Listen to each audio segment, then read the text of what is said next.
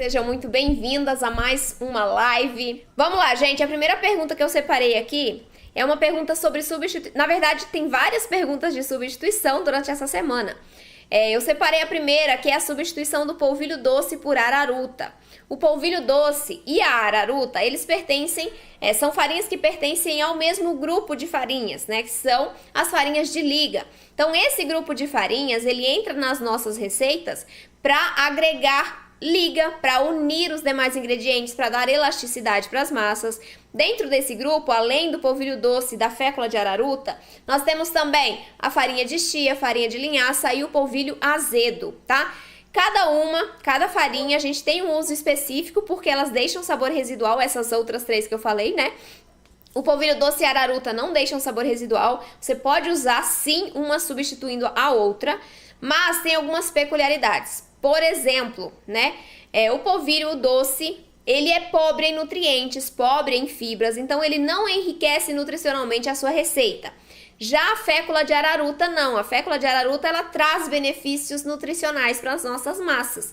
Então, se você tem a possibilidade de adicioná-la no lugar do polvilho doce, pode fazer sem medo, tá? Pode fazer essa substituição na mesma proporção, porque elas vão proporcionar um resultado muito similar, tudo bem? Idêntico praticamente, só que com a fécula de araruta você agrega mais nutrientes para sua massa, isso é muito legal, né? É muito importante que a gente coloque nutrientes para nossa massa para nutrir o nosso corpo também. Então, tem muita gente, inclusive, que fala, quando você tira o glúten de uma receita, aquela receita já se torna mais saudável. Depende, né? Essa receita, ela se torna mais saudável sim para quem tem algum nível de intolerância, né? Alguma sensibilidade ao glúten. Aí sim ela é mais saudável porque o glúten não está lá e ela não vai afetar o seu organismo. Mas ela pode não ser saudável porque geralmente as pessoas usam muito farinhas brancas, farinhas refinadas nas receitas sem glúten. E essas farinhas refinadas, como farinha de arroz, polvilho doce e amido de milho, elas não agregam muito nutriente, né? Então acaba que a nossa massa fica mais pobre. Então a gente tem possibilidade de adicionar farinhas ricas em nutrientes, em vitaminas, minerais, fibras, proteínas, gorduras boas, através da combinação de farinhas. Então eu consigo manter essa minha base neutra, tá? É importante a gente ter uma base neutra por conta do sabor, né? Porque as demais farinhas elas deixam sabor residual, só que elas são muito ricas nutricionalmente. Então, quando a gente incorpora uma farinha que deixa sabor residual, entretanto, ela é muito rica nutricionalmente, rica em ferro, proteínas, né? Cálcio, magnésio. Então, a gente tem diversas farinhas, como a farinha de grão de bico, que é excelente, trigo sarraceno, feijão branco, farinha de aveia. Então, todas essas farinhas trazem valor nutricional para as nossas massas, mas elas deixam sabor residual, com exceção da de aveia, certo? Trigo sarraceno, grão de bico, feijão branco, deixam sabor residual, linhaça, chia, só que elas agregam um valor nutricional imenso. Então, não é porque é sem glúten que é saudável no sentido nutricional da palavra, tá? Tem que observar ali quais são os ingredientes que estão presentes naquela receita. A gente consegue fazer uma receita nutritiva, saudável, sem glúten? Com certeza.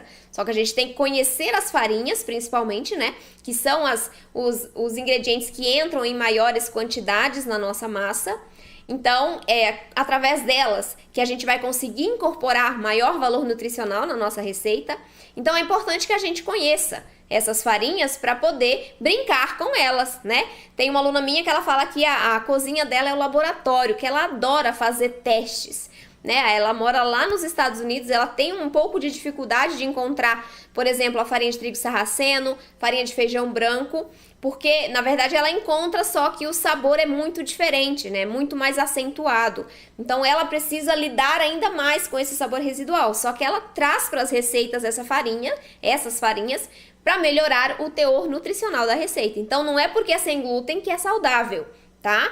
Muito claro, tem que deixar isso muito claro, porque as pessoas estão, né? Muitas pessoas acham que é porque sem glúten é saudável. E na verdade, se a gente for olhar os rótulos de produtos nos supermercados, né? O que a gente vê assim de primeiro ingrediente, que é o que tem maior quantidade dentro da receita, é farinha branca, é açúcar, né? É uma gordura ali que não é tão saudável, porque as indústrias precisam manter esse produto por mais tempo na prateleira, né? Então eu coloco um conservante, né? Vários conservantes. E também, para que ela melhore a palatabilidade desse alimento, ela coloca mais açúcar, né? Farinhas mais brancas. Então tem que prestar muita atenção, se você compra alguma coisa sem glúten, nos rótulos, porque nem sempre eles vão ser saudáveis, tá? Enquanto aos que a gente faz em casa, a gente consegue incorporar muito mais nutrição neles, né? Muito mais fibras, muito mais proteínas, gorduras, vitaminas, minerais. Então, fazer em casa tem esse benefício também. Além de ser mais barato, o sabor e a textura serem imensamente maiores, a gente consegue melhorar nutricionalmente nossas receitas. Tudo bem? Então, voltando à pergunta, é possível sim substituir o polvilho doce por fécula de araruta na mesma proporção, tá bom? O resultado vai ser muito similar. Tudo bem? Vamos para a pergunta no chat que já tem, depois eu retorno para as minhas aqui. Quando uma receita pede farinha de grão de bico, eu posso substituir por qual? Bom, vamos pensar, né? A que grupo pertence a minha farinha de grão de bico? Ela é uma farinha de estrutura, então ela está no grupo junto com farinha de trigo sarraceno, arroz integral, arroz branco, aveia, feijão branco, painço, tefe, amaranto, quinoa. Todas essas farinhas pertencem ao mesmo grupo, que é a farinha, que é o grupo de farinhas de estrutura. Tudo bem? Então já localizamos a qual grupo pertence a farinha de grão de bico. Outra coisa que a gente precisa observar nessa farinha: quais são as características dela? Além de estrutura, o que mais ela fornece para as nossas massas? Então, a farinha de grão de bico tem um elevadíssimo teor de proteínas, cerca de 16%, é mais do que a farinha de trigo tem. Então, a gente consegue um valor incrível nutricional quando a gente usa a farinha de grão de bico, tá? Ela tem muita proteína, isso já ajuda na maciez e na umidade das nossas massas, né? Porque tem muita proteína. Ela tem gorduras boas também, então ela já ajuda ali na melhora da textura da massa e também no valor nutricional da receita. Ela ajuda na liga, ela também fornece um certo teor de liga para nossa receita. E também deixa os nossos produtos assados mais douradinhos. Então, eu gosto muito de usar a farinha de grão de bico, por exemplo, na massa da empada, né? Na massa da empada, na massa de quiche, porque aí você tem aquele aspecto douradinho da massa por fora. E outra coisa muito importante dessa receita, dessa farinha de grão de bico, é que ela deixa sabor residual. Então, você precisa saber se a sua farinha, a farinha que você está usando ou quer utilizar, deixa sabor residual na massa. Por quê? Porque se ela deixar um sabor muito forte, a depender da quantidade que você coloque, né? Por exemplo, você vai substituir a farinha de arroz branco por farinha de grão de bico. Além das outras alterações, o sabor vai ficar muito afetado, porque a farinha de arroz branco é neutra e a farinha de grão de bico deixa um sabor residual bem acentuado. Então, é muito importante observar isso também, se deixa sabor residual ou não. Vamos à substituição. A farinha de grão de bico é rica em proteínas e fibras. Quando a gente a tem na receita, a gente tem um resultado mais macio, mais úmido, certo? Mais dourado, né? Mas o que vem mesmo, a que a gente precisa muito observar é a maciez e a umidade dessa massa quando a gente utiliza a farinha de grão de bico. Tudo bem. Qual outra farinha, então, eu posso usar no lugar para eu manter essas características de maciez e umidade? Nós temos que buscar dentro do grupo de farinhas de estrutura outras que tenham um teor similar de proteínas, de gorduras, de fibras, para que a gente consiga um resultado parecido. Então, aqui dentro da farinha de estrutura, nós temos a farinha de trigo sarraceno, que é ótima para a gente usar em substituição à farinha de grão de bico, farinha de feijão branco, farinha de tefe. Se não for uma quantidade muito grande, você pode usar a farinha de aveia também, tá bom? E por que eu falo sobre quantidade muito grande? Porque a farinha de aveia, ela é rica em fibras, muitas fibras ela tem, fibras boas, né? Ela tem muito amido. Então, quando a gente coloca uma quantidade maior na receita, uns 70, 80 gramas no bolo, por exemplo, a gente tende a pesar essa massa, porque a farinha de aveia vai absorver os líquidos, já que ela é rica em fibras, certo? Como ela é rica em amido, eu também gelatinizo mais essa massa, então eu peso mais essa massa. E aí eu posso ter um resultado final que não fique tão fofinho, tão leve, né? Eu vou ter um resultado de um miolo mais pesado, mais embatumado, se eu exagerar na quantidade de farinha de aveia, tá bom? Mas você pode usar em substituição a farinha de grão de bico, tudo bem? Cuidado com o sabor residual, sempre busque combinar farinhas para você não afetar tanto o resultado final. Tudo bem? Então pode ser essas farinhas são as opções de substituição. Que mais? Para saber se a fermentação está pronta e crescer o dobro ou antes... Como é que é? Não entendi. Do pãozinho modelado. Tá, vamos ver se eu entendi. Você quer saber qual é o ponto de levar a massa para assar? Tô certa? Acho que é isso. Então, esse negócio de tamanho, ele é muito relativo, tá? Ele é muito relativo. Por quê? Porque se a gente faz um pão pequenininho, né? Se ele crescer muito, ele vai começar a rachar. Se a gente faz um pão de forma, a gente consegue deixar ele crescer mais tempo, porque tem mais umidade também, não é isso? Então, esse parâmetro de altura é importante, claro, a gente tem que observar, mas nós temos que observá-lo junto com outros parâmetros. Por exemplo, superfície da massa. Não pode estar com fissuras, não pode estar craquelada, porque se começou a rachar, você já está passando do ponto de levar para assar. E aí, se você coloca essa massa que já está começando a craquelar dentro de um forno frio, você vai deixar essa massa ali aquecendo e fermentando muito mais, porque tem calor junto, e aí ela vai rachar mais ainda. E por essas fissuras você vai perder o gás e também a umidade. Como resultado, você vai ter um pão baixinho e seco, tá? Então, você tem que observar a superfície, você tem que observar se cresceu esse pão, se não cresceu. E tem que ter o cuidado de também, né, ver qual é o tipo de pão que você está fazendo. Um pão modelável é um pão que vai menos hidratação. Se ele tem menos hidratação, ele vai crescer um pouco menos do que um pão de forma que tem mais umidade, por exemplo.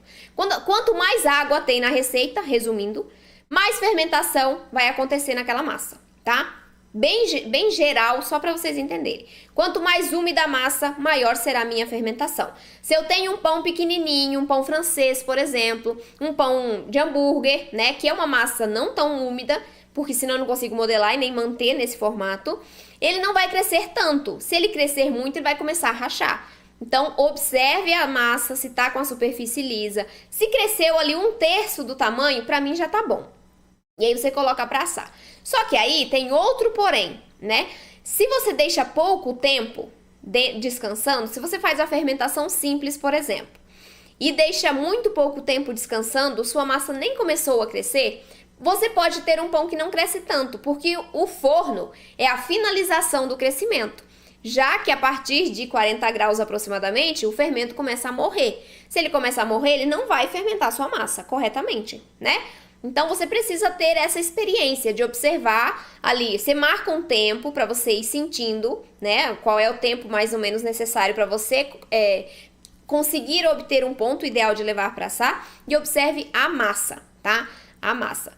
Pães modeláveis tem outro truque que você pode fazer, que é bater na lateral do pão. Levemente, tá? Ele vai dar uma balançadinha assim, ele vai estar um pouco mais leve, né? Porque eu tenho mais gás ali dentro. Então, o pão fica mais leve. Inclusive, é um jeito, claro, com pão com farinha de trigo, né? Minha mãe, ela sabe quando vai levar para assar os pães dela, porque ela pega na mão a forma. Então, a forma estando mais leve, significa que já está no ponto de levar para assar. Isso porque tem ar incorporado ali, né? Mas aí, para o pão modelável, você dá uma batidinha na lateral, deixa ver se ele dá uma quicadinha assim pro lado. Ótimo. E essa da observação do tamanho, 1/3 mais ou menos, não deixa crescer muito a depender do pão. Pães pequenos, pães modeláveis, 1/3 do tamanho tá ótimo. Pão de forma a gente já tem uma liberdade maior, então pode deixar crescer mais, porque a gente tem mais umidade, tem a forma ali para manter no formato. Só não exagere, porque ele pode rachar em cima também, tudo bem? Então, mais ou menos assim que você vai observar o ponto de levar para assar. A fécula de araruta tá na mesma proporção do polvilho doce, tá? Gosto de colocar sementes em todos os meus pães, mesmo que a receita não tenha. Ótimo, semente é excelente, né? A gente consegue colocar muita fibra também pelo uso das sementes. Só que a gente coloca menos do que se tivesse a farinha. Porque a semente, a gente, quando come inteira, nosso organismo não quebra a semente. De chia, de linhaça, né? Ele não tem essa força para quebrar a linhaça, a chia. Então, a gente não absorve as fibras que estão dentro dela. A farinha, por outro lado, a gente consegue absorver muito mais, né?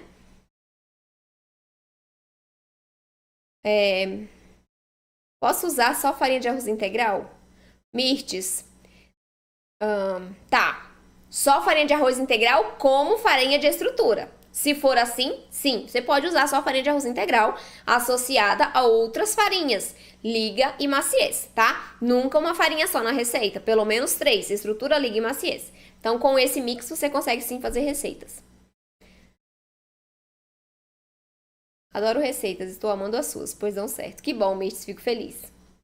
Oi, Márcia, bem-vinda.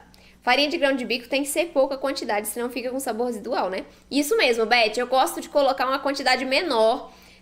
Começo ali com uns 30, 40 gramas, porque senão fica com gosto ruim. Eu não gosto do sabor do grão de bico, então eu gosto das características que a farinha traz pra massa. Mas o sabor eu não gosto. Então, coloca uma quantidade pequena pra você ir começando, tá? Isso aí, Mirtz, pode colocar assim, tá? Como estrutura, você pode sim associada a outras farinhas dos outros grupos. Oi, Nara, bem-vinda! Que alegria ter você na live! Deixa eu ver aqui no Instagram se temos perguntas. Temos.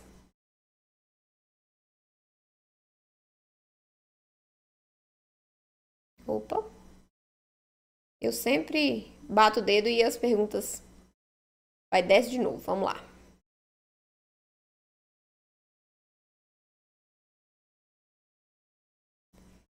Farinha de batata doce, conheço, Dorinha. Conheço, já usei, não gostei muito do resultado, mas foi porque eu usei uma quantidade muito grande. A farinha de batata doce é uma farinha de estrutura também, só que ela também é rica em amido, então ela pode pesar a massa e rica em fibras, ela vai absorver bastante os líquidos da receita. Então a minha recomendação é que vocês usem uma pequena quantidade. 10, 20, 30 gramas no máximo numa receita de pão ali, porque senão você vai pesar muito a sua massa. E ela pode gelatinizar no fundo e na lateral, não vai ficar legal. Coloca uma quantidade pequena. A linhaça tá no grupo de farinhas de liga, tá bom? Apesar de ela ser rica em proteínas e gorduras também, em ômegas 3 e 6, mas ela tá ali como função principal para dar liga às massas. Pera aí, gente. Marlise, eu adoro mantecal. O que é isso? Como posso substituir o trigo? Não sei o que é mantecal. Acho que deve ter corrigido o nome aí e veio o nome errado. Mas esclarece para mim, por favor, qual é a sua pergunta, porque eu não entendi, tá? Para substituir o trigo, a gente precisa de um mix de farinhas, né? Para substituir a farinha de trigo. E também nós precisamos de outros ingredientes para melhorar essa massa. Não adianta só substituir a farinha de trigo por um mix de farinha sem glúten. Nós precisamos agregar, por exemplo, a goma xantana, que vai ajudar na liga, na umidade, na maciez. Nós precisamos agregar ali, talvez, num pão, um pouquinho de fermento químico para dar mais leveza e maciez. Nós podemos, né, e eu acredito que devemos, porque é um ingrediente muito bom, adicionar um ingrediente ácido também às massas, para a gente melhorar as características de textura dessa massa, tá?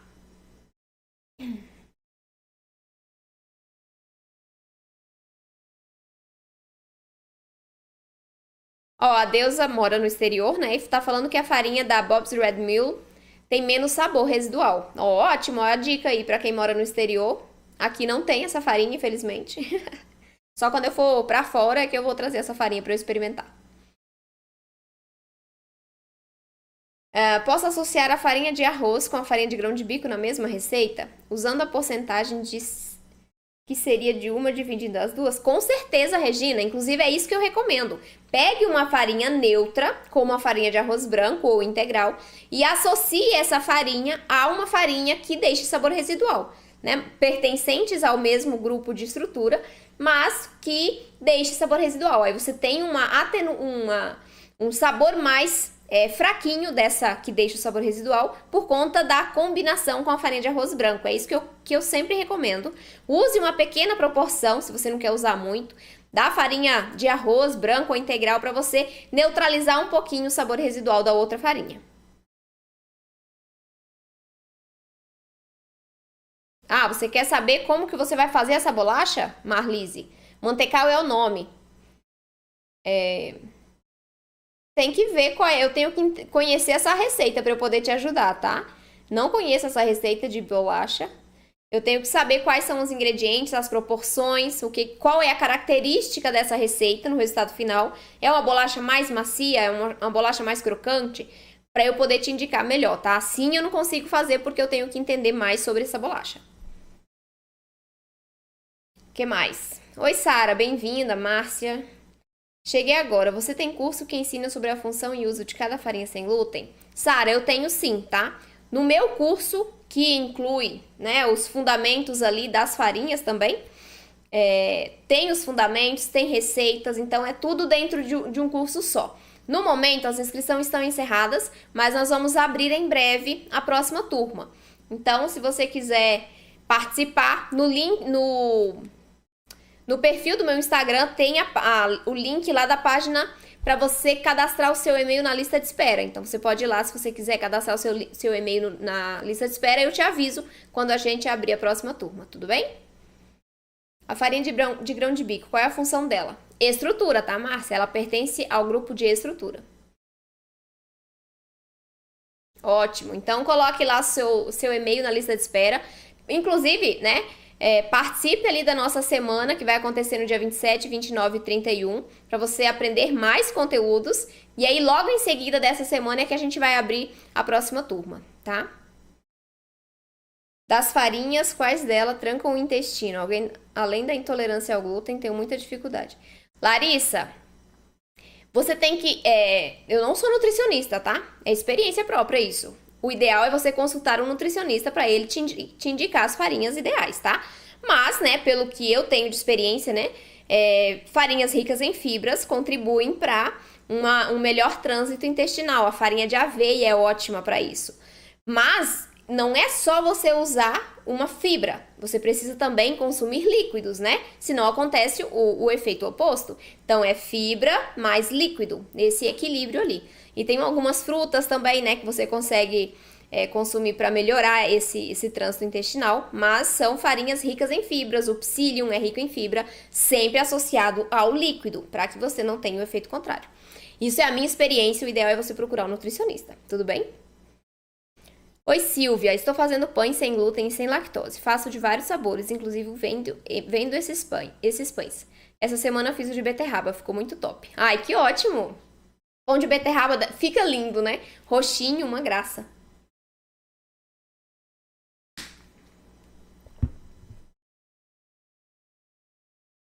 Ok, gente, vou para minhas dúvidas aqui enquanto vocês pensam aí em casa, tá? Vamos lá. Substituição também. Posso substituir a água de uma receita por leite? E qual é a temperatura desse leite ou dessa água? Bom, você pode sim substituir a água por leite, tá? Quando você tem o uso da água, a gente tem um leve ressecamento na massa, mas ele é muito, muito, muito pouquinho. Então tem gente que nem vai perceber. E quando a gente usa o leite, a gente agrega também gorduras e proteínas. Então a gente favorece a maciez e a umidade dessa massa. Também dá sabor, claro, né? Melhora o sabor ali. Então, você pode sim substituir a água pelo leite, tanto animal quanto vegetal nas suas receitas. E a temperatura desse líquido vai depender da temperatura que foi pedida na receita original, tá? Sim, você pode, se pedir o leite ou a água, né, morna, pode amornar também o leite, não tem problema. Pode fazer na mesma temperatura, tá bom? Próxima pergunta. Aprendi todas as técnicas e macetes assistindo tuas lives. Ai, que ótimo, Silvia! Fico muito feliz. Obrigada, viu, pela confiança. Que coisa boa. Opa, essa daqui é de substituição também. Posso substituir a fécula de batata em uma receita de biscoito? Vamos lá. A fécula de batata é uma farinha de maciez e leveza junto com o amido de milho. Então, nós temos duas farinhas que pertencem ao grupo de farinha de maciez e leveza, tudo bem? Quando que a gente vai colocar uma ou outra numa receita de biscoito? Quando a gente quer um biscoito mais crocante, eu recomendo que use o amido de milho. Quando você quer um biscoito mais macio, eu recomendo que use a fécula de batata. Por quê? porque essas são as características diferentes entre essas duas farinhas. Elas pertencem ao mesmo grupo, mas o amido de milho tem essa característica de dar mais crocância para as receitas. Então, em biscoitos, principalmente, que a gente coloca uma quantidade menor de líquidos ali, né? Eu consigo uma crocância incrível com a farinha, com o amido de milho. E a maciez do miolo do biscoito, né? Se você estiver fazendo um biscoitinho mais macio, com o uso da fécula de batata. Então, você pode substituir sim a fécula de batata por amido de milho na receita de biscoito, mas vão ter essas duas diferenças principais, tá? O amido vai deixar mais crocante e a fécula mais macia. Mais macio, né? O biscoito, tá bom? Vamos lá, próxima pergunta. Aqui. Não é uma pergunta, é um comentário lindo. Gabi, aprendi a fazer várias receitas suas. Estou amando e meu filho também. Ai, que coisa boa, Regina! Muito obrigada por compartilhar conosco seus conhecimentos. É uma alegria poder ajudar você e seu filho a terem uma alimentação saudável, saborosa, segura, né? Você fazendo tudo em casa para ele. Incrível, parabéns para você. De verdade. Eu sei que tem muita mãe que faz isso, né, pelos filhos. E eu aplaudo de pé quem faz isso, mas tem muitas mães que não fazem isso. Infelizmente, tem muitas mães que não fazem isso, e não é só mãe, tá? Outras pessoas da família, né, não apoiam quem tem restrição, e isso é muito triste, porque quem tem restrição sofre com aquilo, ela não come aquilo porque não é porque não quer, é porque não pode. E muitas pessoas não entendem isso, acham que é frescura, acham que é mimimi. Eu já passei por isso várias vezes, tá?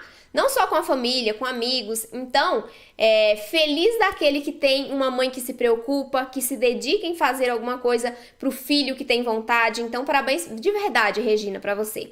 E para as mães que estão aqui na live, para as, né, enfim, parentes de pessoas que têm intolerância, que têm algum tipo de sensibilidade ao glúten e apoiam essa pessoa, porque é importante, gente. Se você está aqui porque tem alguém na família com restrição, saiba que você está de parabéns. É tão importante a gente poder contar com o apoio de quem está próximo da gente, né?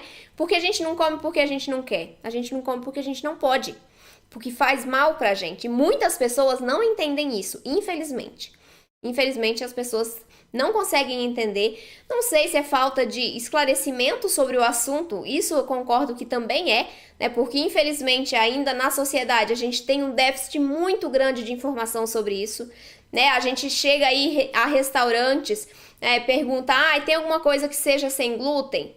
Não tem leite nesse prato, né? Não tem manteiga nesse prato. Então, infelizmente, a gente ainda se depara hoje em dia com esse tipo de resposta. A gente pergunta uma coisa de glúten e eles respondem alguma coisa de leite. Então, já de cara, você sabe que ali não é confiável mesmo para você consumir alguma coisa, né? Mas é mais falta de informação mesmo para a sociedade.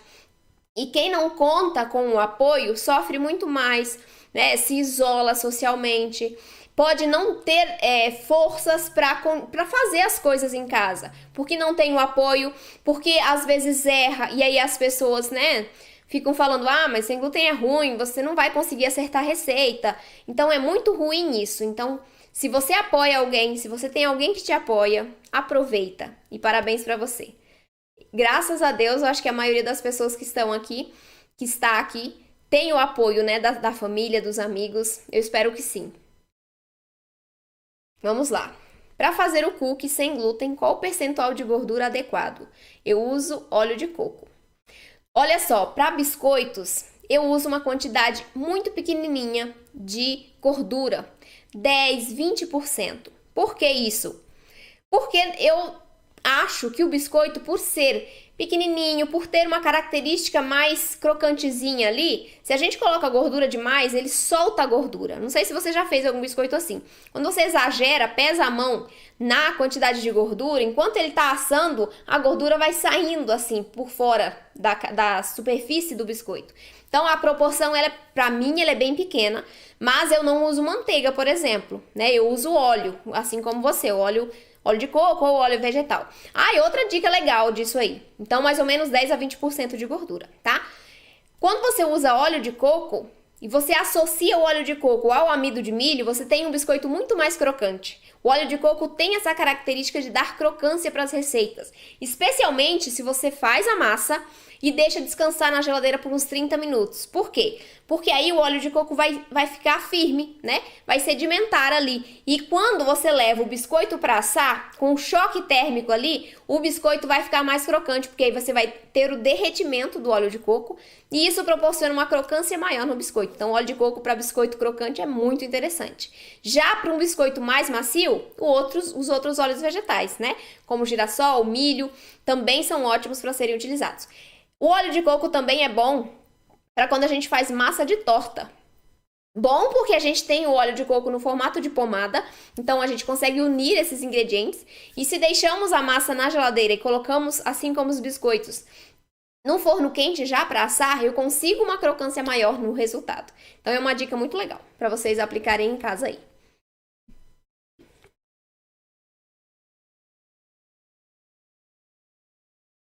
Vamos lá. Minha próxima pergunta é sobre goma xantana. Qual é a quantidade de goma xantana que devemos usar em uma receita de pão sem glúten? Vocês têm dificuldades em usar a goma xantana, gente, em casa? Porque ontem, na live de ontem, alguém falou que não sabia usar a goma xantana. Vocês usam? Tem dificuldade? Como é que é isso com vocês aí na casa de vocês? Me respondam aí no chat para eu entender. Se vocês têm alguma dificuldade para usar a goma xantana.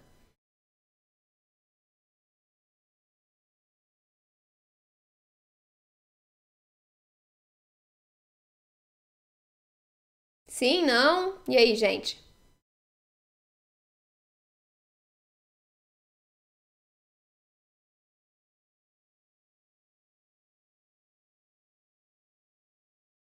Bom, a goma xantana, ó, a Dorinha disse que sim, é verdade. Eu mesmo tenho na minha casa pessoas, tá, do apoio, né? Que acham que é conversa fiada. Eu fui na nutricionista e ela disse que é invenção porque eu falei que ia mudar, não tenho doença celíaca. Ela foi contra. Jura? Nossa! Eu uso tranquilamente. A Dorinha disse que não. Pois é, né? Infelizmente a gente se depara com esse tipo de situação. Que quando a gente opta por fazer algum tipo de retirada, né, da alimentação, porque a gente às vezes se sente mal, né, consumindo aquele tipo de produto, aí as pessoas não apoiam. É muito triste isso. Eu uso com muito cuidado para não cair a mais. É verdade, Regina. A Mits não tem. A Sara diz que tem. A Márcia também tem dificuldades em usar a goma xantana. Vamos lá. Vamos falar sobre a goma xantana então. A goma xantana é um agente de liga, tá? Ela vai trazer maciez, vai trazer umidade, vai ajudar a manter, na verdade, a umidade dentro da massa, vai ajudar a massa a crescer, vai ficar bonita, né, atrativa ali, porque eu tenho mais volume nesse resultado. Bom, nas receitas de pães e de bolos, a recomendação de uso de um agente de liga é de 1 a 2%, tá? Em relação à quantidade total de farinhas, tudo bem? E aí, preferência minha, quando eu vou fazer um bolo, eu fico próximo de 1%, porque eu uso menos goma xantana do que num pão, por exemplo.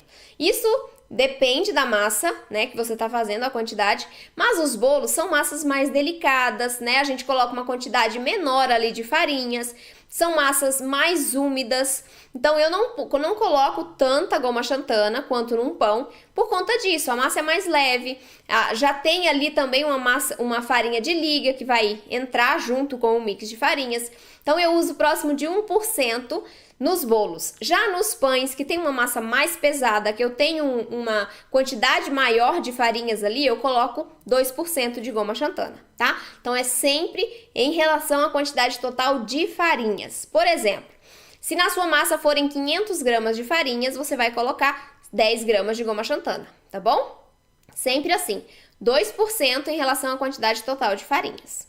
O que mais? A sua dica em outra live de diminuir o óleo de coco me ajudou muito. Ai, que bom, Larissa. Pois eu só posso usar óleo de coco.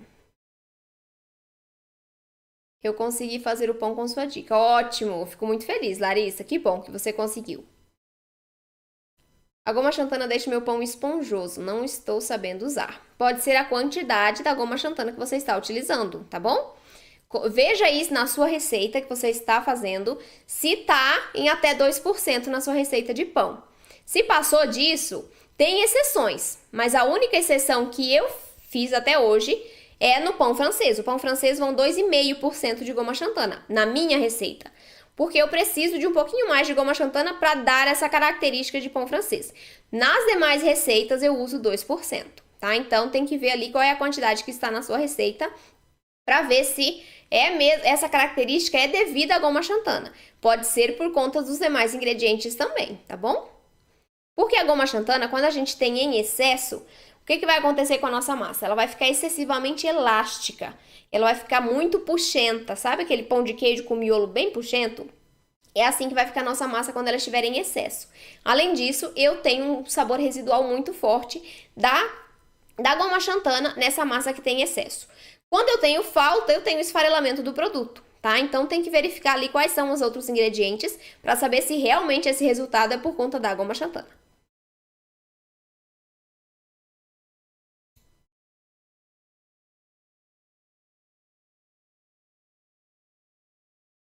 Oi, Nara. A Nara mandou oi agora.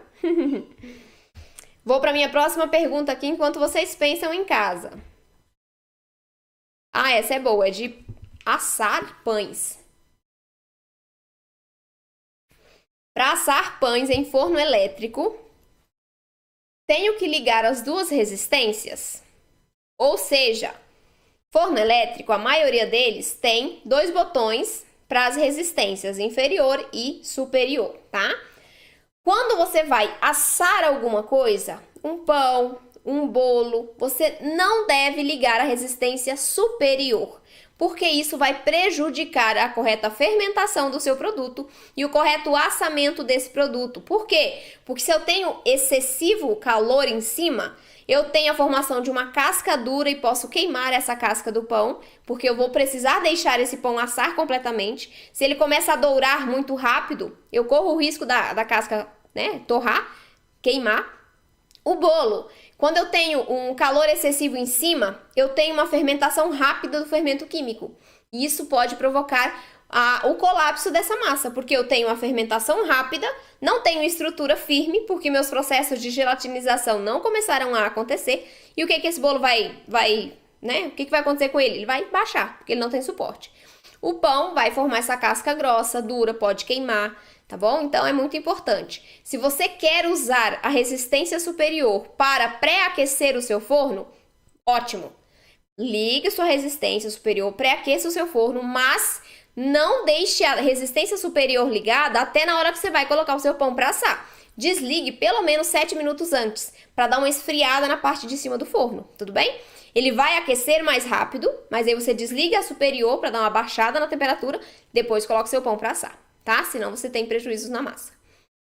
Eu aprendi muito com você, seu curso é simplesmente um dos melhores que eu falo. Um dos melhores, eu falo com experiência, você é dessa, eu sou sua fã. Ô, Dorinha, fico muito feliz que você esteja gostando do curso, a Dorinha é minha aluna desde dezembro ou janeiro, hein, Dorinha? Não me lembro qual foi a turma que você entrou. Janeiro não, né? Fevereiro. Não me lembro qual foi a turma que você entrou, mas eu tô muito feliz que você esteja gostando, de verdade.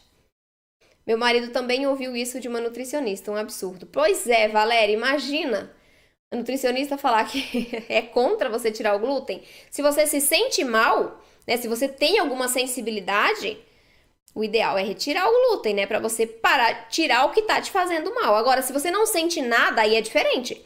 Se você não tem nenhum sintoma, não tem nenhum desconforto, aí não tem necessidade de tirar o glúten, porque você não tem esses sintomas. O glúten não inflama você. Se você tem, né, é porque ele tá te fazendo mal.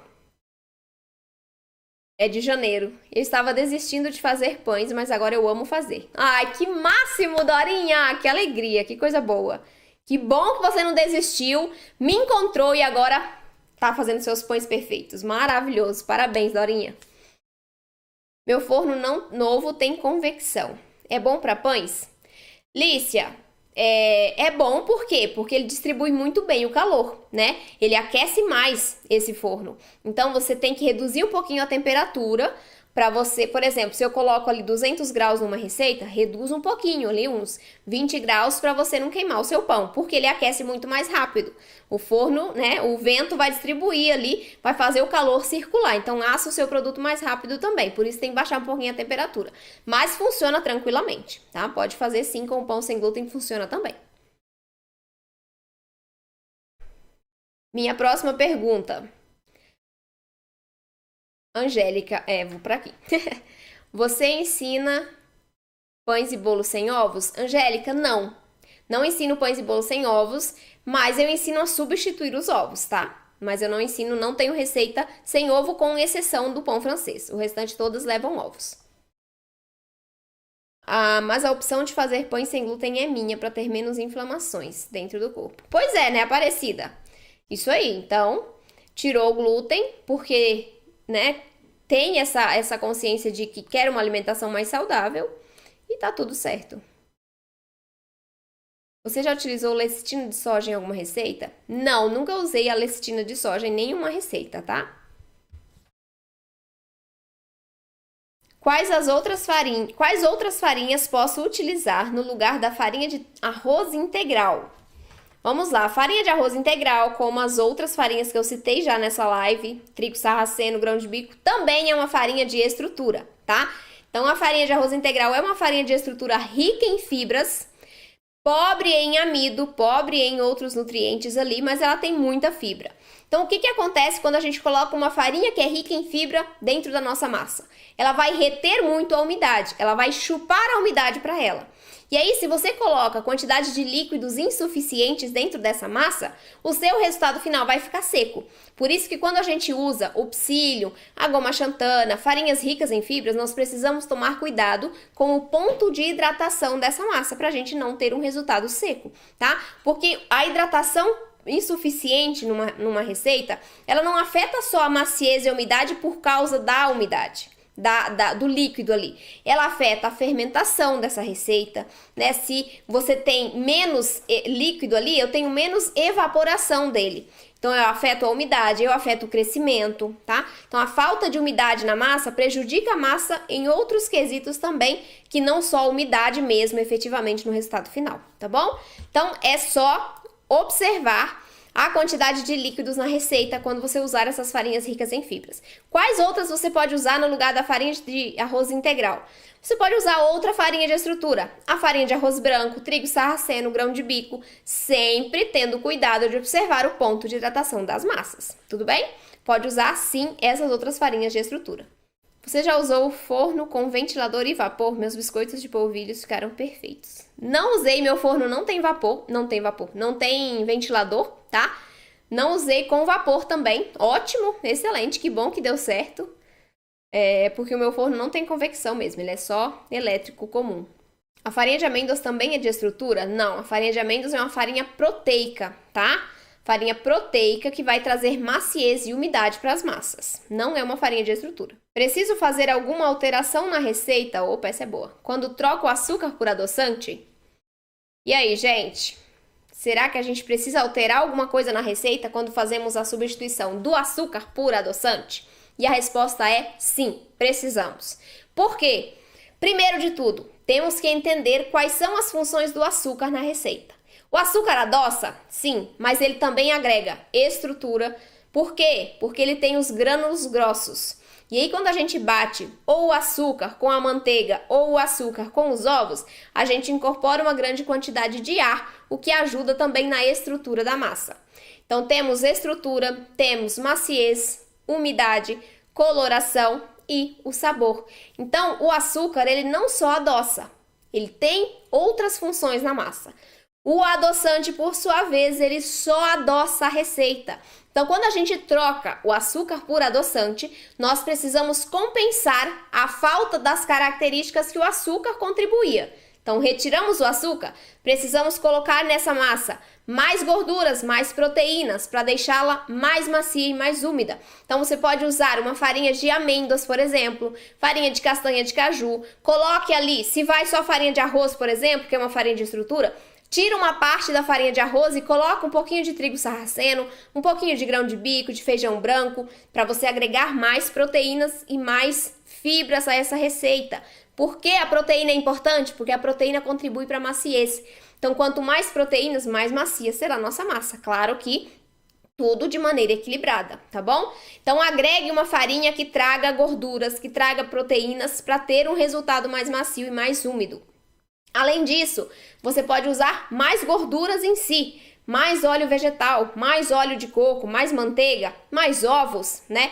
E isso numa proporção de até 20% em relação à quantidade original da receita, tá bom? Sempre observando que se você retira um ingrediente e esse ingrediente não contribui com uma característica só, você precisa repor essas características, tá? E acho que um dos únicos ingredientes que contribuem com uma característica só é o adoçante. Os demais ingredientes sempre têm mais de uma função na receita. Então, é muito importante que vocês tenham esse conhecimento e tenham esse cuidado ao fazer qualquer tipo de substituição. Tudo bem? E aí você pode substituir sim por adoçante, fazendo as devidas adequações na receita, e a quantidade do adoçante vai depender do tipo de adoçante que você está utilizando. Os mais comuns, os que eu indico que vocês usem, são os adoçantes naturais, né? Como o xilitol, o eritritol. Então, quando você usa o xilitol, pode usar na mesma proporção do açúcar, ele tem o mesmo potencial, a mesma capacidade de adoçar que o açúcar. Já o eritritol, ele adoça um pouco menos. Se você quiser, você pode substituir na mesma proporção, só que ele vai ficar menos doce, né, seu bolo. E se você quiser colocar na proporção maior, você aumenta ali de 30 a 40% a quantidade de eritritol, para que você tenha um sabor mais docinho do seu bolo. Obrigada, gente, pela companhia de hoje. Espero ter ajudado todas. Espero que vocês tenham gostado. Tá bom, gente? Um beijo para vocês. Fiquem com Deus. Até mais. Tchau, tchau.